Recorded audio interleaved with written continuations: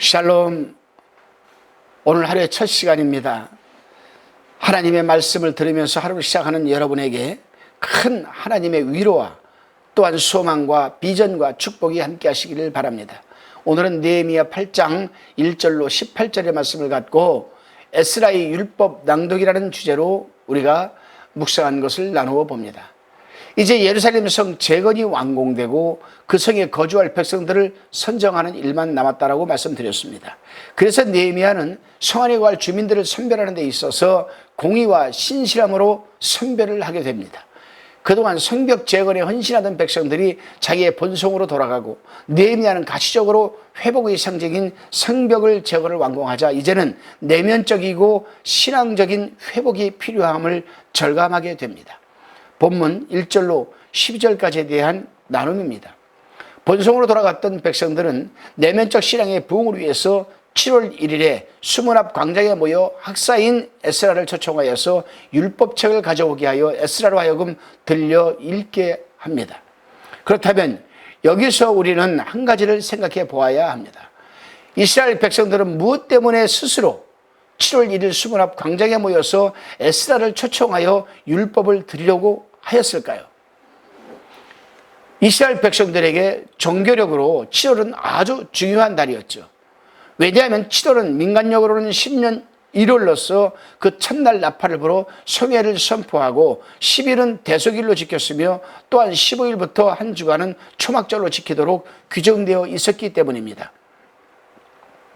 이 부분은 레위기 23장 23절로 24절에 기록되어 있습니다.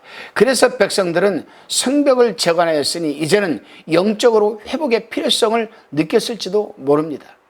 그래서 7월이 성회로 모일 때 학사 에스라에게 율법을 읽어주기를 요청하였던 것입니다.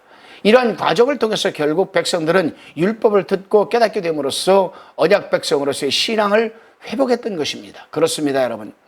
하나님의 사람들이 영적으로 느슨해졌거나 영적인 슬럼프에 빠졌을 때에 가장 중요한 것은 하나님의 말씀을 들으려고 하는 자발적인 마음과 자세를 갖고 말씀을 읽고 듣는 것입니다. 그래서 부흥회가 필요하고 그래서 부흥사가 필요한 것입니다. 저도 부흥회 집회를 참 많이 나가는 편입니다. 그런데요, 부흥회 집회를 나가면은 별반 없이 아무 반응이 없는 성도들이 있는가 하면은 그동안 침체되었고 슬럼프에 빠졌던 사람들이 부흥회 기간에 다시금 은혜를 받고 결단하게 되고 다시금 회복하는 모습들을, 간증들을 많이 들어왔습니다. 그렇습니다, 여러분. 그래서 많은 교회들이, 성도들이 영적으로 느슨해질 때면 말씀이 깊은 부흥사를 초청해서 말씀을 듣는 것입니다. 다시금 본문 13절로 18절까지에 대한 나눔입니다.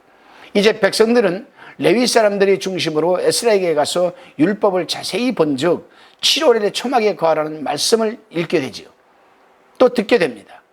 그래서 그들은 나뭇가지를 주어서 각자의 집, 지붕 위나 뜰 안, 하나님의 전뜰 수문 광장, 에브라임 광장에 초막을 짓고 7일간 초막절을 지키면서 기쁨과 감사와 신앙이 회복되었던 것입니다. 초막절을 지키는 이유는 이스라엘 백성들이 출애굽한 후에 광야에서 40년 동안의 초막 생활을 기념하기 위해서 가나안 입성 후부터 지켜온 절기였습니다. 이 부분은 레위기서 23장 43절에 기록되어 있습니다. 또 이 초막절은 이스라엘 3대 절기 중에 하나로서 출애굽기에 따르면 수확과 관련된 수장절의 의미를 갖고 있습니다. 우리는 여기서 눈여겨보아야 할 점이 있습니다. 그것은 위 본문 13절에서 14절을 보면은 백성들이 초막절을 지키게 된 배경에는 지도자들, 즉 족장, 제사장, 레위 사람들이 먼저 율법에 대한 규례와 하나님의 명령을 발견하는 것으로 시작되었고, 지도자들, 즉 족장, 제사장, 레위 사람들이 열심에 의해서 초막절이 전개되었다는 사실입니다. 그렇습니다, 여러분. 오늘날도 교회에서 지도자들이 먼저 말씀에 대한 연구와 열심은 성도들의 신앙 회복이 초석이 된다는 사실입니다. 그리고 그 성도들은 그 말씀을 들으면서 말씀에 대한 순종과 그 순종에 따르는 기쁨을 누리게 되는 것입니다. 오늘 하루도 여러분들이 듣는 사람들 가운데에서 혹시 교회에 중직이나 지도자들이 계십니까? 그럼 여러분들이 먼저 말씀에 대한 연구와 열심을 특심한 마음을 가지고 여러분들이 먼저 신앙 회복에 초석이 되시기를 바랍니다. 그럴 때 여러분 교회에서 여러분들을 섬기는 그 성도들은 아마 기쁨을 누리게 될 줄로 믿습니다. 기도드리시겠습니다. 주님, 내가 영적으로 느슨해졌거나 영적인 슬럼프에 빠졌을 때에 이리적인 방법과 수단으로 회복하려고 하지 말게 붙들어 주시고, 다른 무엇보다도 하나님의 말씀을 들으려고 하는 이 자발적인 마음과 자세를 갖고 말씀을 읽고 들을 수 있도록 도와주옵소서. 예수님의 이름으로 기도드리옵나이다. 아멘.